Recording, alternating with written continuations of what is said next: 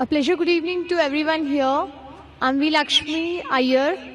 So, I'm a Hindu and truly believe in Islam. I believe in Islam because I have got some proof from it.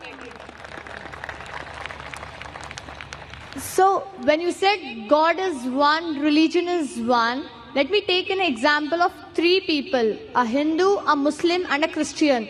Let me take them together, and if suppose their bodies are cut down, what oozes from their body? Only blood, and it's only blood. Not the milk, not the water, it's only the blood.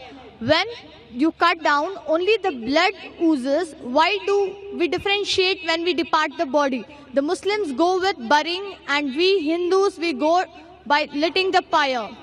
The sister says that she appreciates Islam, she believes in Islam, and I congratulate you and I welcome you to the faith of Islam, submitting our will to Almighty God.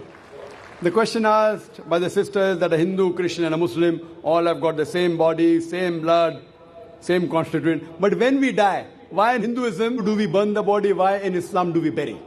Let's analyze the pros and cons and you decide which is better.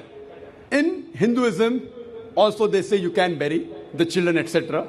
But when you become an adult, most of the sects say you have to burn, you have to cremate. There are some sects which say you have to bury. But let's analyze the pros and cons between cremation, that is burning, and burial. If we analyze, in Islam, we have to bury. Why? Because today we have come to know that whatever constituents of the body is there, the earth, the soil, contains the same basic elements of the body in lesser or greater proportion. So from earth we come and to earth we return. Scientific. Comparison, point number 1. In cremation, we burn the body, there is pollution. In Islam, when we bury, the land becomes fertile. There's no pollution, there's no burning. Point number 2.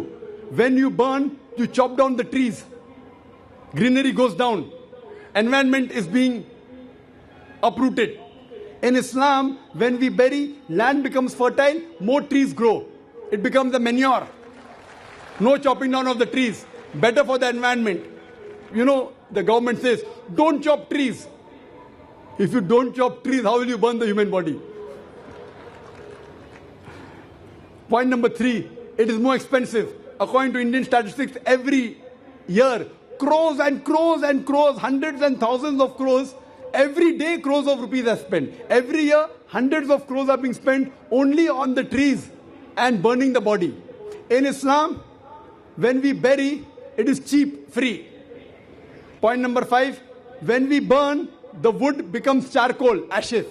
In Islam, once we bury in the land, the same land can be used after a few years. It is forever. You can recycle it. The same land, after a few years, when the bones get disintegrated, you can recycle. So logically and scientifically, if we analyze, it is more scientific, more humane, more better for burial as compared for cremation. Hope that answers the question, sister.